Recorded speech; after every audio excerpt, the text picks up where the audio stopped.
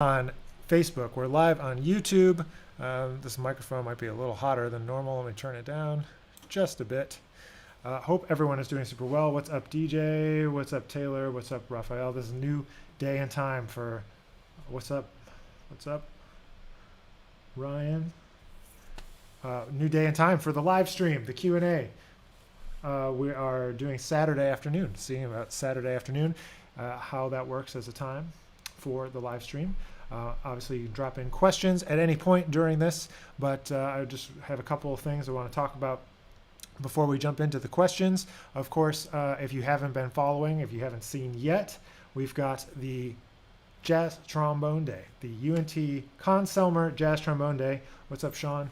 That is happening on November 20th. But more importantly is that the submissions are open for the competition. So 30 and under competition for the UNT Conn-Selmer Jazz Trombone Competition. And so those are due right now. That's due September 1st. So we got a couple weeks to go here, but it's time to get moving on these things because we have to have time to get the finalists here for the final round, which is on November 20th. And so we need to get moving. So if that's you and you want to apply, I hope you will. You can find all that information on my website, nickfinzermusic.com. But the submissions are open and we would love to hear from you. So please don't delay.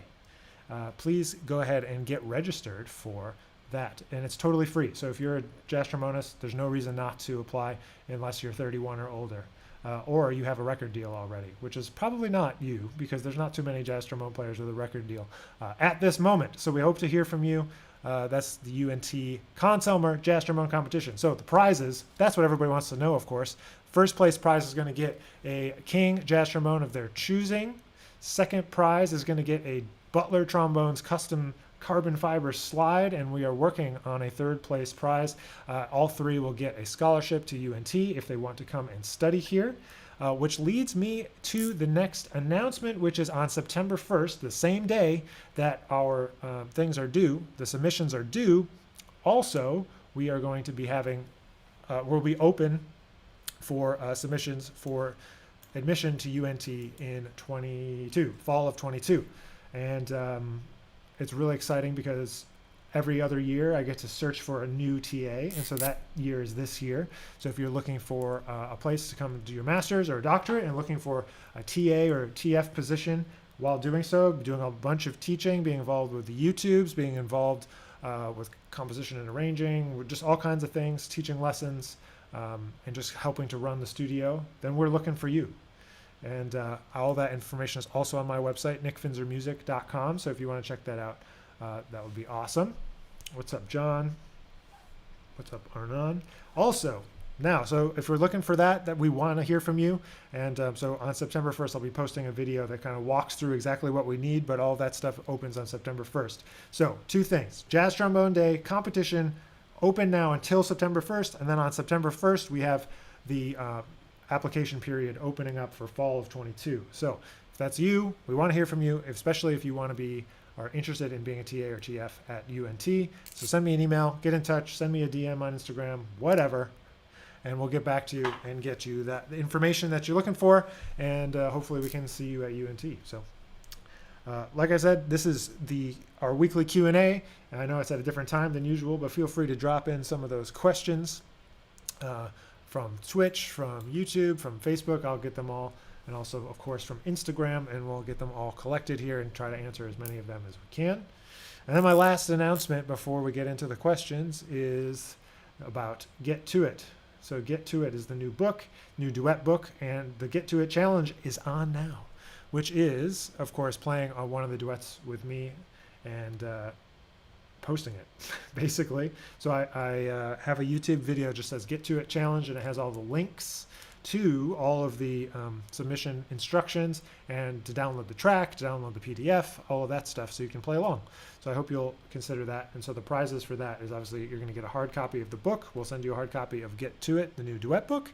And after that, we will also go ahead and send, we'll have a 30-minute Skype Zoom lesson with me as part of that. So that's going to be a lot of fun. So hopefully you can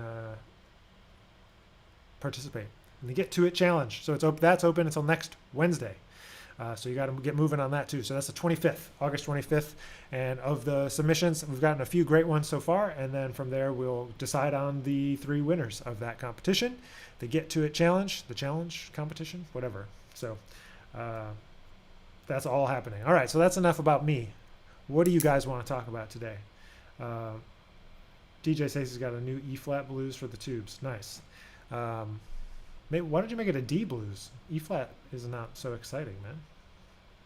Do whatever you want. But I'm not a fan of E-flat, the key of E-flat. If anyone was wondering, I'm sure nobody was. But E-flat, I feel like, is kind of a boring key. I don't know if you guys agree, but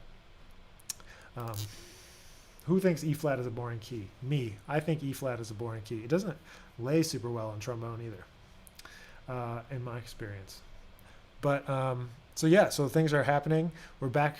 School is about to start this next coming week. I'm trying to get my office organized. If you're watching on YouTube or Facebook, you'll see that it's kind of a mess behind here. So I'm working on getting everything back together here.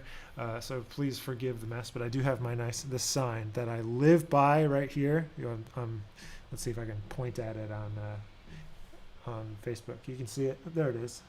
Go slow. That's my daily reminder that we need to always practice slower than we think. If I had to go back and think about one thing I could take away from my time with Steve Teray, that was something we talked about constantly practicing slow, being super detailed, being really aware of paying attention to the details, and not just glossing over stuff, So, DJ says he doesn't write bad tunes. Well, that's not for you to decide, is it? I'm just kidding. Just giving you a hard time. If you don't know DJ Rice is a great young composer and arranger and jazz trombonist. He did his undergrad at UNT, spent some time at Michigan State, and now he's back coming to UNT to do a composition degree. What's up from Brazil? Thanks for being here. Hope you're doing well. As usual, please do drop in those questions. Aha, there are some coming in here. I don't know why it didn't send me an alert, but here we go. Oh, what's up? Alan Baylock is here. Hi, Alan. Okay, so some questions coming in, so we'll jump right into those. So do you ever find yourself craving a garbage plate? I've had enough garbage plates in my life. So if you don't know, that's a regional delicacy from Rochester, New York. That is, it's just a bunch of crap on a plate, basically. And it's good at certain times, and I've had many of them in my life, but I don't often find myself craving them. No, yeah, that's no. What's up, Gigi? He says hello. Say hello back. Yeah, so there's that. Let's go to the next question here. Next question. Let's see. The balance between learning from / mimicking the masters while developing your own sound. Cool. Good question. So I kind of think that the developing of your own sound is a culmination of experience rather than really setting out at first, really setting out to like be unique or cultivate your own sound, because I think that it happens pretty naturally through all of the things that you like and all of the things that you're drawn to, all of the things that you are choosing over time, like certain vocabulary that you choose to transcribe, certain solos you choose to transcribe, the things that you listen to on a regular basis. All of that stuff adds up to your unique sound and your unique approach to the instrument and to the music. So I think personally that you don't have to do that much at first to really get inside of that approach, to find your own approach. Later, so basically, that's the difference to me between studying as an undergrad, studying as a master's student, or DMA student. Is like, as an undergrad, you're focusing on getting all the basics together, the fundamentals together, learning bebop vocabulary, learning JJ, Curtis, slide, all of these cats. And then from there, it's like, okay, so what do we do with that information, right? And once you do something with that information, that's what we're really finding a voice, your voice, right? And the further you go along, the more you'll start to think about your voice, and you'll figure out things that you're really strong at, things that you're weak at, things you can double down on, meaning like things that you're good at that you want to make sure that like you cultivate, or things that you're weak at that you want to make sure you get better at. And that is what kind of defines the direction of your sound. And then from there, you can start to make choices to enhance your sound and enhance your approach. So if that means learning about more, different harmonic approaches, or checking out Slonimsky, or checking out classical composers and getting more into composition and all of that stuff, it all helps to develop you as a musical personality, and then I think you can never ever be done with the mimicking part. I'm always trying to play better, trying to play more like JJ, Slide, Curtis, my heroes, and I know that I'm not going to sound like them at the end of the day, but I'm going to try, I'm going to try my best. That's the balance is at first. So my balance for that question is at first, the first, in college years, first 4 years, undergrad, you're going to be focused on mimic. And then getting into your senior year, getting into the scene, starting to play gigs, getting experience, going back to school for your master's.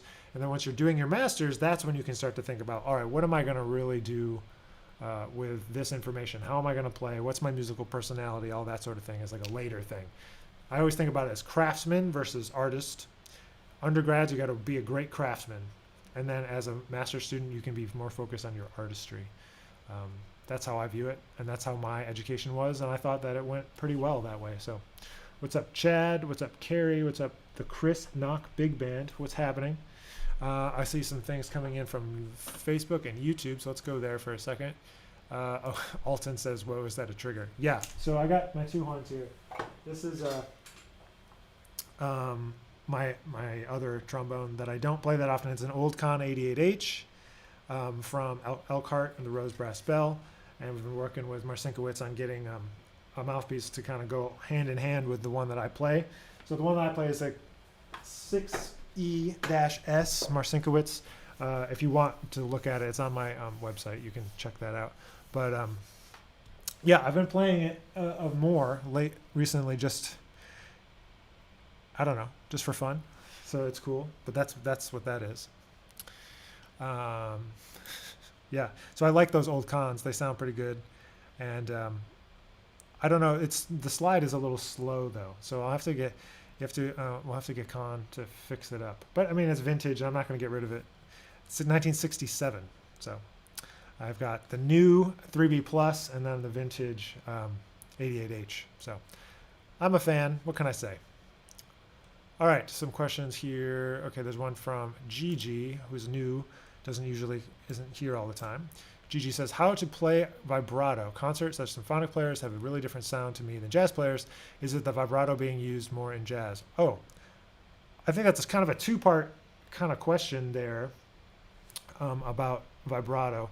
So, and then the difference between playing jazz and playing classical trombone. And so let's go big picture to small picture. So macro to micro. So in the macro view, the difference between playing trombone in a classical setting versus jazz setting is no different. You have to play with good time, good feel, good sound, good intonation. All that stuff, all that technical stuff is the same, right? What is different is the articulation, the flow of the music, the flow of the eighth notes, and the concept. The musical concept is totally different. So then when we're talking about something micro like vibrato, it's going to be very different. So when I think about it, there's many different ways people play vibrato in jazz. My favorite is like Curtis and JJ. JJ has a very vocal way of playing where like his vibrato is wide and slow and then it speeds up. It speeds up as the note trails off. And Curtis has a similar kind of way of doing it. And I believe I read somewhere or heard an interview somewhere where he was talking about trying to imitate Sarah Vaughan. And I think it's beautiful the way that it happens, and it's like it has a relationship to the tempo and relationship to the song, and just woo, woo, woo, woo. So it's like wide and slow, and then it gets fast, right? So that's something that like when you're transcribing, we're talking about mimicking the great players, like that's the deeper level, right? A lot of people get stuck on the note level. Like, what notes am I supposed to play? How do I play these? What notes is the good notes, or like what are the rhythms? But that's only the surface level. What you really are trying to get out of a transcription is like, yeah, those are the notes, but how are they being played? So I've talked about this a lot. How are they being played? How? Where's the accents? What's the flow feel like? What are the important notes? What's the phrasing, et cetera, et cetera? All that stuff goes into the how. It's not just what notes are being played, but how the notes are being played as well. And so vibrato is a big part of that. So vibrato is one part, Gigi. It's not the main difference. The main difference to me is the sound concept and articulation concept, where in a jazz player, it's more about a flow of articulations. And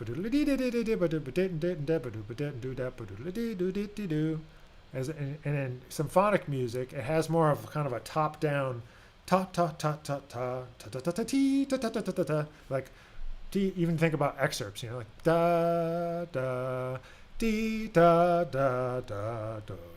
The Mozart thing. It has like a top-down approach, whereas like with jazz, it's more of a flow. And so there's other things you can do to change the way you play a little bit. Maybe your slide grip is a little bit different to try to get a little bit more flow, a little bit more relaxation potentially into your music. So yeah. Anyway, that was a long answer to your question. All right, Brian asks, what's a YouTube video that you keep coming back to? What is a good YouTube video that I come back to? There's some that I use for teaching, I guess. I'll tell you one. One that I keep coming back to that always freaks me out every time I hear it was the first video where I discovered Elliot Mason. So there's a video of him playing What Is This Thing Called Love? That the resolution is super low, super early YouTube days with Yannick Wisdala, the bassist, electric bassist. They have like he plays What Is This Thing Called Love? And I was like, whoa. That freaks me out every time I hear it. So I'm going to go back to Instagram for a couple questions here. New one here on Instagram. How do you deal with frustration when something doesn't go your way on a gig? Maybe you could expand on that question a little bit, because I'm wondering what you mean by something doesn't go your way. Like you don't get a solo or something like that? Or maybe you mean you don't play as well as you wanted to or something. I think we talked about this before on a different, I don't remember what day, but we talked about a question to ask yourself, that helps you be in the music a little bit more. And so the question is like, what does the music need right now? And I pose that to myself, So sometimes if I'm not playing well or somebody else is being a drag or something, what does the music need? Not what do I need, because it doesn't really matter what I need if you're trying to serve the music, if the music is the number one thing on your priority list. So maybe it is, maybe it isn't. I mean, that's kind of up to you, how you perceive the music. I think putting the music first makes it for a more interesting musical experience. But so I ask myself that question, and then how can I participate in that? And usually whatever frustration there is going to go by the wayside, because it's not about you at that point, it's about the music. It's not about you, and you're able to kind of get yourself out of that mindset, I would hope. So hopefully that helps you with that question. Awesome information. What books do you use for sight reading? I use no books for sight reading. Read music, real music, as much as you can.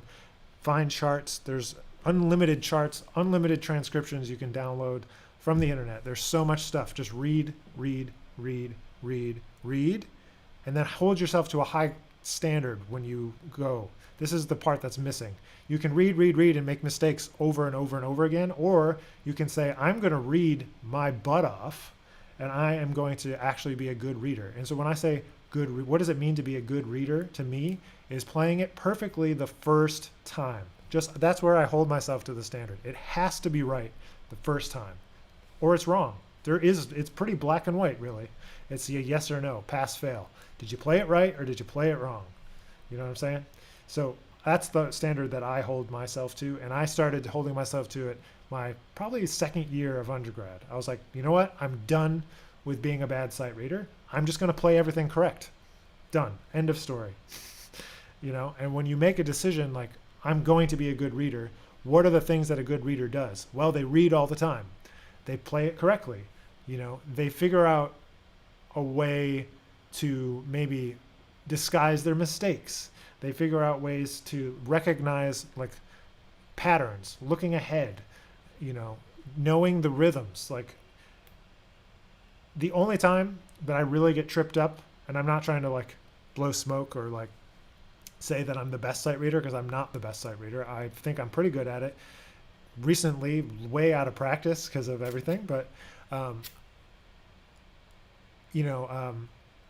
the only time I really will get tripped up is if a part is copied badly, or if it has really weird like nonsensical accidentals. Otherwise, Alton, you're also in Houston to play with Daphnis, right? Enjoy the gig.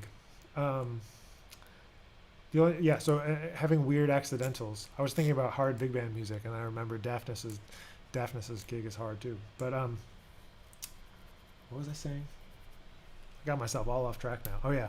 So recognizing patterns, knowing what like swing rhythms and phrases look like, and so sometimes composing and arranging and transcribing is all part of like recognizing those rhythms. So you get a library of rhythms in your mind. There's not that many figures for the trombone section to play, for example, as a background. There's a lot of things that are common. So then you start to recognize those, and you don't have to count so hard. So read every day, no books, read music, read transcriptions, read stuff that's too hard, but hold yourself to that high standard. Like, don't just go through it and be like, oh, I sucked at that. Like, go and read it again until it's correct. So sometimes you need to read with other people so that when you make mistakes. That's a huge part of reading that sometimes people gloss over, is that if you're not aware that you made a mistake, how will you fix it?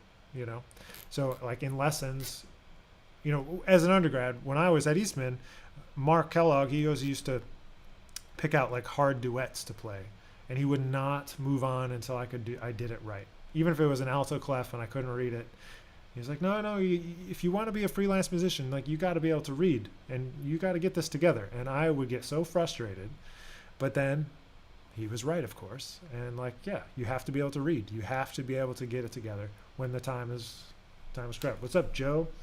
How you doing, man? Okay, let's check Instagram. Okay, answer those questions. So feel free to drop in any questions if you want on Instagram. I got some over here from YouTube and Facebook. Let's see. Jackson. Okay, I'll get to that in a second.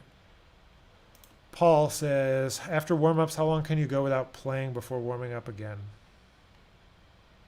I don't know. I've never tried. Well, I'm sure I've tried. I don't know. I only warm up once a day, though. So I wouldn't do my warm-up again. I mean, the horn gets cold after 10 minutes, especially if it's cold outside. So I don't know. I think that's very personal, and you got to figure out what you need to do, I don't think I don't think you want to take that info from me, So Seaman on bass says, there are many sick musicians that can't read. That's totally true. But they're not going to get called for a reading gig. So like, that's different for like Django playing guitar versus me playing trombone, Like, a trombone player needs to be able to read. End of story. Trombone player. If you want to just function and play your own gigs and play tunes all the time, that's great too. Then you don't have to read. But if you want to be a session musician or like getting called for gigs, you got to be able to read. There's no way around that. You can be a great musician though and not read. You're totally right. So Taylor says a question. Taylor says, what's up, Adam? Taylor says, some people say that practicing right after a gig is beneficial. Do you ever try to do that after any gig? No, I don't practice after the gig. I'm done.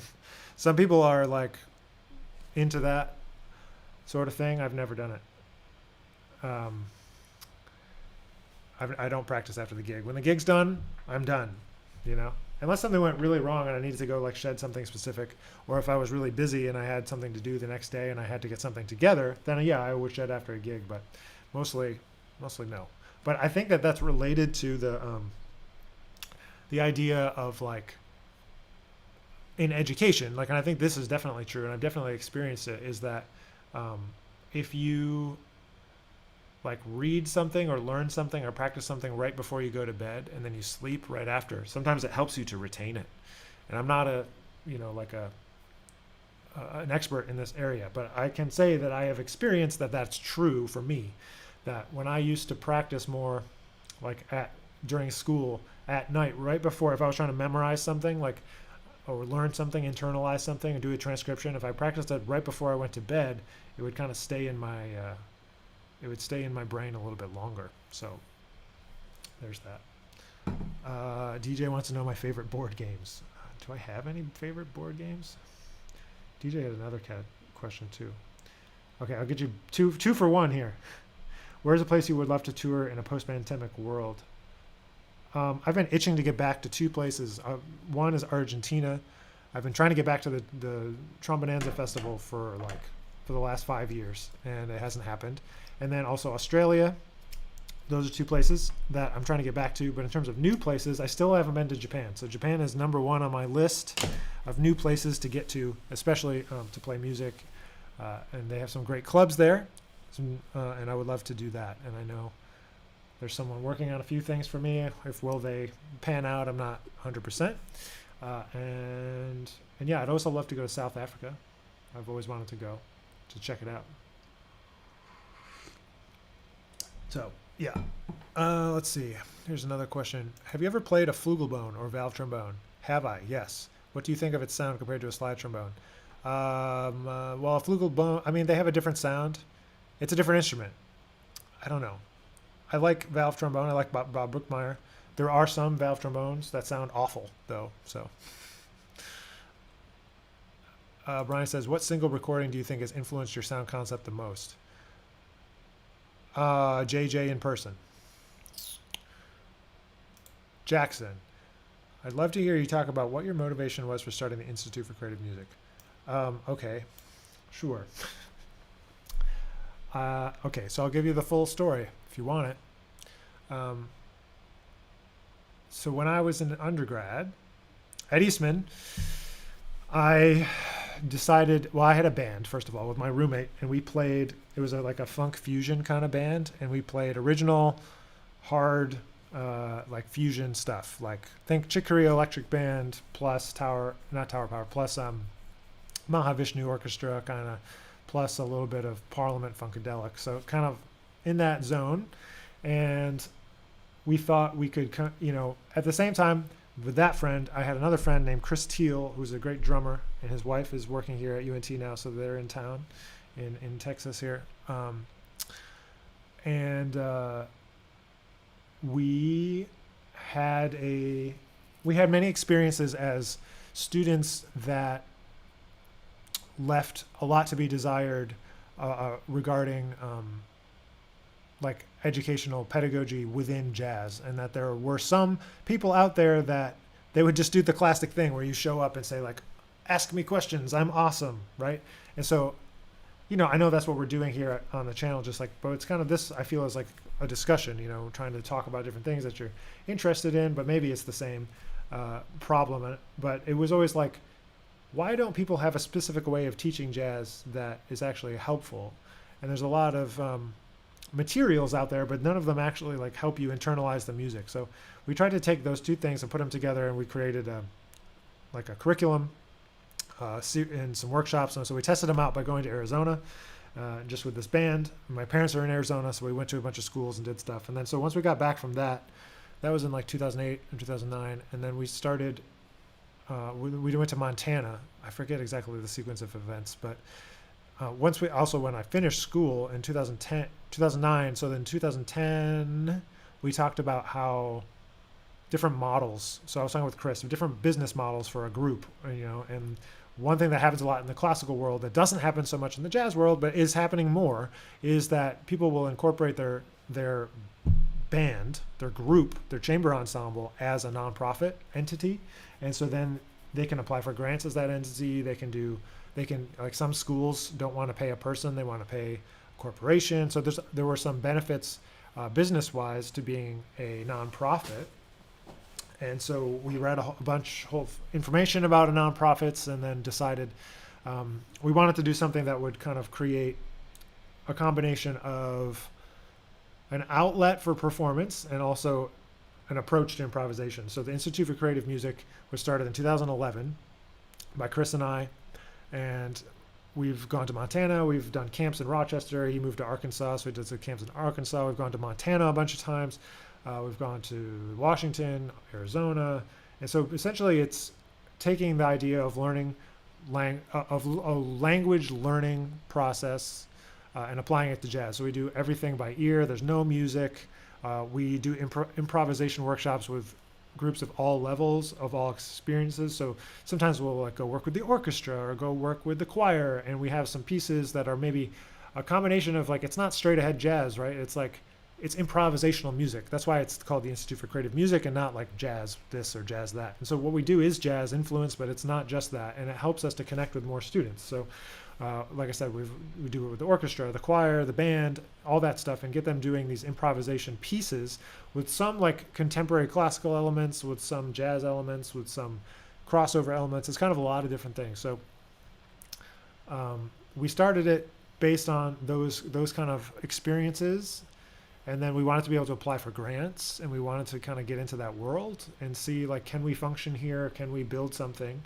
And at this point, so this year is the 10th year. In the last about halfway through the last 10 years, we started doing like a performance side of things. And so we added in the Institute for Creative Music Collective, kind of inspired in part by like the SF Jazz Collective or something like that. And so we would pick a composer. We picked like St. Vincent, we picked Prince, and we picked Bjork, like different kind of pop artists, more mainstream artists, and kind of put our own spin on their music. And so we did that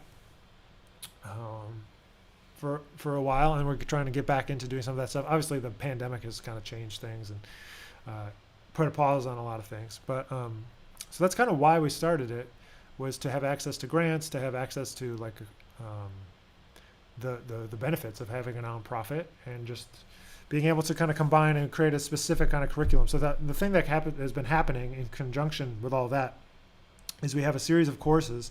We're actually getting ready to re-release them all, called Creative Jazz Fundamentals. It's an alternative approach to learning jazz right from the beginning. So it involves no written music. It's all by ear. It's courses with play-alongs and all this kind of stuff. And so it's super detailed, but it's like I've talked about with Chris about this, but it's the hard way. You know, like learning music with sheet music is the easy way because you're just recognizing the dots and you just play the dots, right? But what we're talking about is ear training. It's learning to play your instrument. It's learning to improvise. It's listening. It's all of those things. So it takes longer, you know, but we've done it with a lot of students in a lot of places, and I know that the method is effective, but it's difficult for people to buy in because it's not so much it's based on the process. It's not so much based on the result. So especially for educators, it's hard. It's easier for them to show this hard piece that they've been working on that they got a score on, you know. But like our whole thing is like the development of the process, learning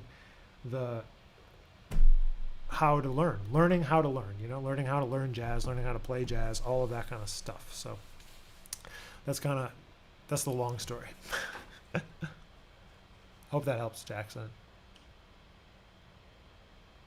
All right, Brian has a question. Have you ever had any interesting, unexpected encounters with a musician? Yeah, I ran into, yes. I mean, in New York, this happens all the time, right? Like, you run into people randomly all the time. So one unexpected, I was hanging out with Ryan Keberly. We were on the train coming from somewhere, and we ran into Lin-Manuel Miranda, the guy that wrote Hamilton, and I didn't even know who he was, and Ryan didn't say who he was. He was just like, "Hey, what's up?" and blah blah, and he introduced me and all this kind of thing, and so he's pretty well known now, but at the time I was like, "Well, who's this guy?" You know, and so it's kind of funny when you realize, oh, that was someone that would be worth knowing, but I was just like, I don't know who this guy is. Oh, nice to meet you. It was cool. But there's one. I don't know why that popped to mind, but excuse me. Gotta keep caffeinated here. Let's see. A couple questions here on Instagram. Adam asks, after recording a record, what are the next steps to get your music out there? Well, you got to mix it, you got to master it. That's that. You got to get artwork together. Then you got to come up with a promotion plan and kind of what makes sense for you there. If you're going to shop it around to labels, you need to send it out to those people. If you're going to do it on your own, you need to figure out what distribution strategy you're going to use. If you're going to hire a publicist, if you're not going to hire a publicist, if you're going to print CDs or not print CDs. It really depends on how much your budget is and what your goals are with the project. If it's just to have a document, just have something, then maybe don't spend a whole bunch of money trying to publicize it. Just get it on your website, sell it to your friends and family, use it for getting gigs. That's one type of project. And the other type of project is like, this is my first project, and I'm going to get it out there as a leader. And that was going to require investing $1,000 into printing CDs, $3,000 to $5,000 on publicity, all that kind of stuff. So you got to decide basically what your budget is and kind of what you're trying to do with the project, what the goals are, and kind of work backwards from there. You can obviously use something like CD Baby. You can get stuff out there with DistroKid, different things. What's the other one called? TuneCore. Those are kind of the first steps, but you got to finish the music first. That's the first thing I would do. And my number one thing is to tell you is that no matter what you do, don't try to go too fast. Let the process take its course. For example, if you sent it to me today to put on Outside in Music, for example, we would be looking at March as the soonest of 22. So March or April even. We want to have a lot of time to make sure everything happens correctly and that you have time to account for mistakes and all that stuff. And things don't get released in December or early January or late November because things are just so crowded. Everybody's so busy with the holiday season, end of the year, and all that. So there's a couple of quick thoughts for you. All right, Taylor, I've been dealing with frustration after having an audition. Have you tried to deal with your ego getting in the way of performing your best? Well, I think that just means you care. I don't think you can get through a life in this industry with taking auditions and all of that kind of stuff without having those frustrations, without having those things. But all you can do is the thing that I tell my students is it doesn't really matter. The audition is just a snapshot of you on a day. You're not going to suddenly get better a week before. You can't shed for just the audition in the week leading up to it. Your audition is a look into your essential musicianship.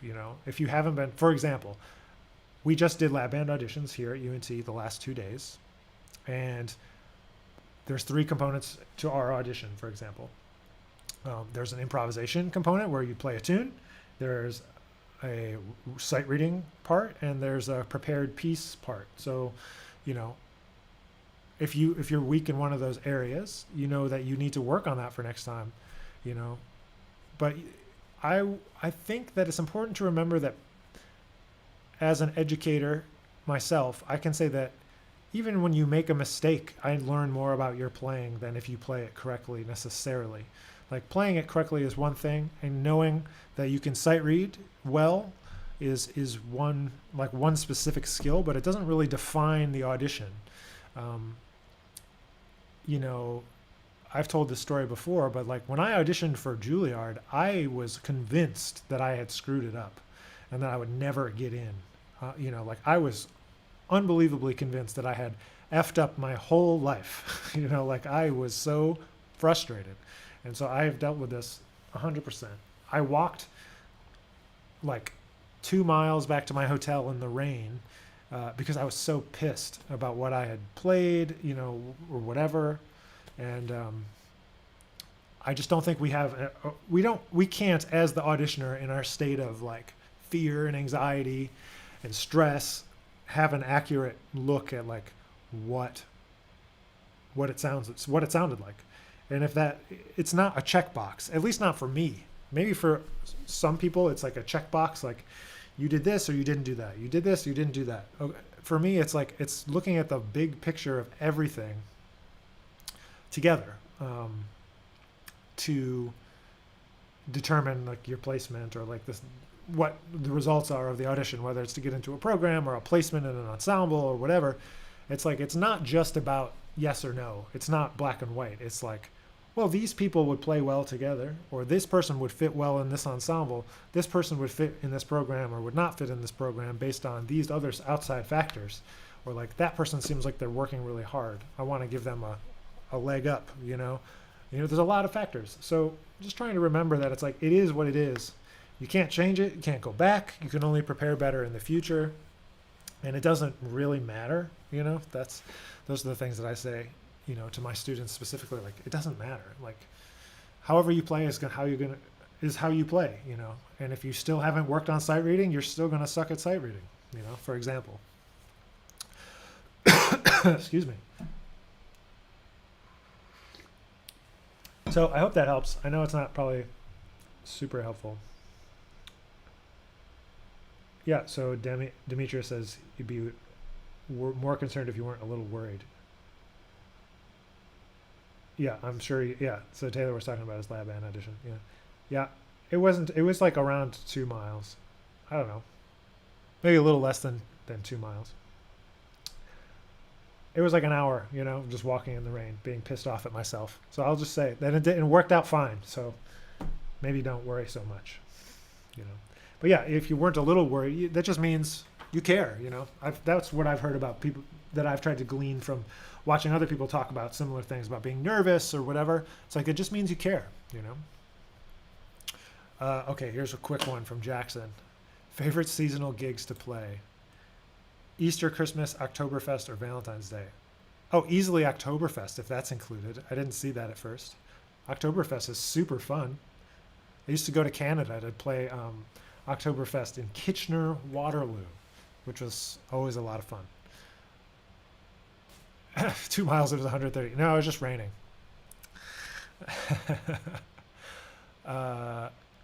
So back to Jackson's question. I don't really like playing Easter gigs or Christmas gigs that much, I'd definitely rather do Oktoberfest.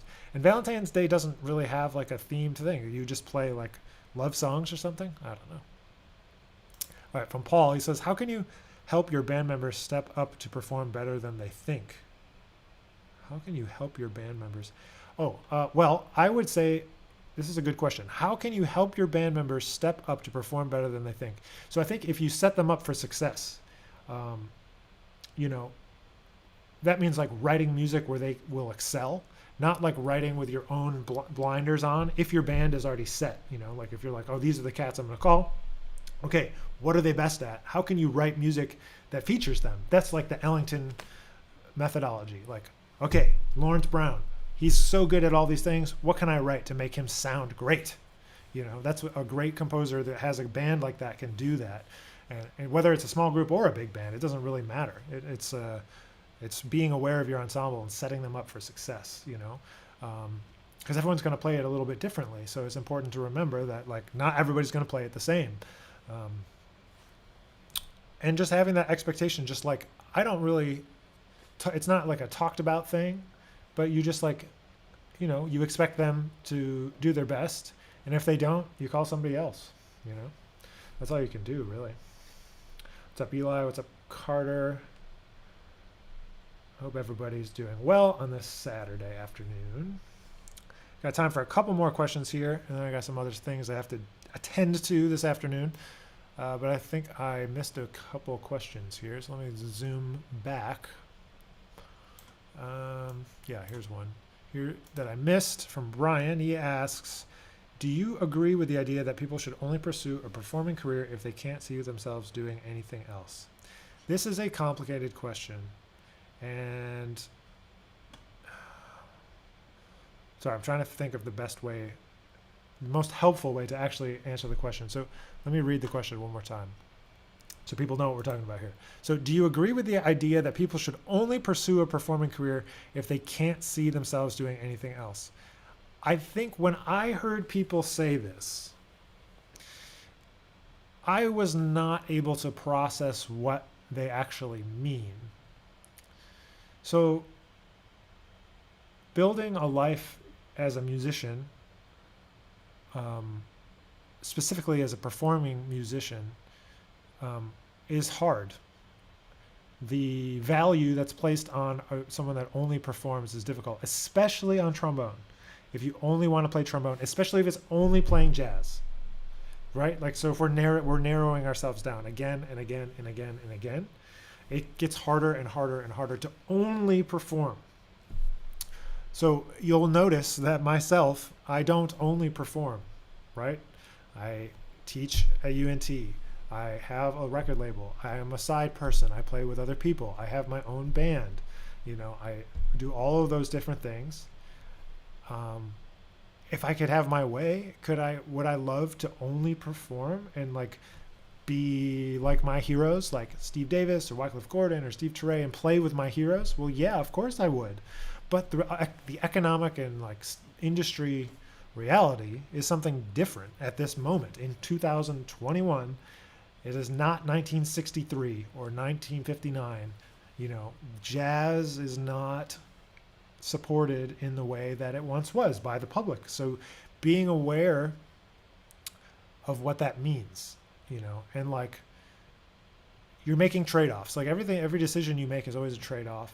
And if you're saying that you're only going to go into performance because you think you're only going to perform, you're just lying to yourself. You're going to have to do more things.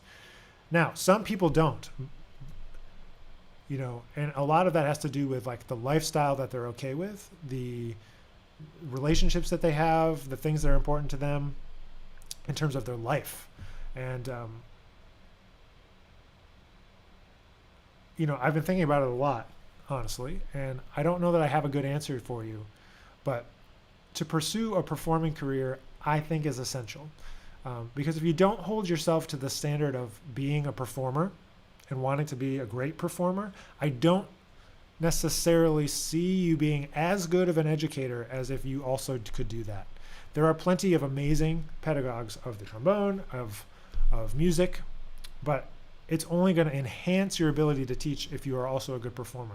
Now, there's also plenty of good performers that are not good educators. Not singling anybody out, but like teaching is a different skill than performing, right? So it's just, I don't think it's necessarily the case that you would say you should not pursue a performance degree if you want to do anything else. I think if you want to play your instrument at a high level, really high level, you feel like you want to be an artist and like be, you know, commit to that, and you are committed to it. That's the thing. You have to be committed to it, and you have to be a type of person that'll figure out stuff as you go, you know. If you're okay with like a bohemian lifestyle, like not making a lot of money, all that kind of stuff, you can just play. In many cities, you can just play. And you can make good money in a lot of cities just playing. But I think most people do a lot of different things. So to just say it's yes or no is very misleading to reality. And I think one thing that I like to do is look at the people that I look up to. So the players, the musicians that I really enjoy, but that also play my instrument, so that I have like a little bit of an idea of like, is this actually realistic? You know, like, what are they doing? Who are your heroes? Who are you looking up to that's maybe 5 to 10 years older? What are they doing? There's probably a reason they're doing it, you know, both because maybe they're good at it, they want to do it, and also there could be other factors that like go into that decision of, you know, life decisions and things they want to do, and relationships they want to have, and legacy they want to leave behind, or like there's many different reasons why people make a decision outside of just wanting to play, you know. And there's also, and I saw this from some different people recently, you know, there's seasons in your life, you know, like you don't have to do the same thing forever. So that doesn't really answer your question, and I'm sorry I'm talking in a circle about it, but like there's more to it, you know. To just say that everyone that gets a performance degree is going to only be a performer would be a lie. That's just not true. I think if you are committed to your craft and want to get really good at it, you should be a performance major, because the more you dilute yourself with many different things, the less focus you're going to have. So I have 2 performance degrees, but I've always taught. And I've always thought that doing most things you learn by doing, you know. And so that's why I'm a whatever, creative entrepreneur, a music business person, whatever. It's like I do it because I learned through doing stuff. And I don't have a music business degree. I'm not going to get a certificate. I'm not going to go back to school for business. Like, do stuff, you know? So that's my advice, is just like do stuff.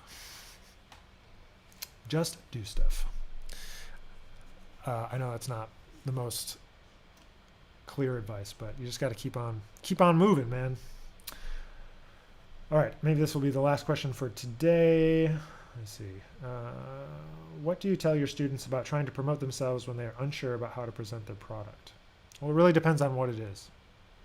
But what I tell my artists for Outside in Music is that most people don't see what you're posting. Most people don't see that email. Most people don't see that post. They don't see that video. It's only 10% that see it. So if you got 1,000 followers, only 100 people are going to see it. So you got to tell the story of the thing you're trying to get across in many different ways, across many different instances. A few people will see all of it and might be annoyed. But you know what? You're going to have to annoy those people, because you got to let the other people know, because some people interact better when it's an email in text form, or some people want to be reached out to directly. Like they want you to call them and tell them about it, or they want a text. Some people want an email. They don't want to be bothered. Some people want to see it organically in their feed. Some people will react to an advertisement, like a social media ad, like a Facebook ad or Instagram. Some people better with listening on a podcast. Some people are better with videos. Some people are better with pictures only, you know. So all those different things. So I always tell the artists, tell the story of the album or the product as many different ways as you can, as many times as you can. And yeah, maybe it'll seem a little pushy. So then you got to blend that in with other content that isn't asking and promoting. So if you're going to post every day for 10 days about one of your posts, then you want to make sure that to surround those, you're going to do at least 10 posts that aren't about that they're about something else. And I struggle to keep up with that myself, you know, but just keep telling people about what you're trying to do, because most people don't know, because everyone's wrapped up in their own thing, you know. They're wrapped up in their own life, they're wrapped up in their own experience, they're wrapped up in their own problems, etc., etc. So just don't be afraid to tell people about what you're up to. All right, this was successful Saturday afternoon Q&A. Thanks for tuning in. September 1st is the deadline for the UNT Conn-Selmer Jazz Trombone Competition, open to people around the world, 30 and under. We'd love to have you for the final round, so send in your competition recording. If you are looking for a TA or TF spot, a teaching assistant position, I might have one for you next year here at UNT.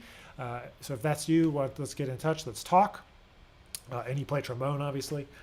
And the September 1 is also the opening of applications for the fall 22 cycle. So I'll be posting a video soon with all the details. They're the same, but an updated video with all the details about auditions coming up, and lots more about Jazz Trombone Day coming over the next couple of days, couple of weeks. So have a fantastic rest of your weekend, and we'll catch you real soon.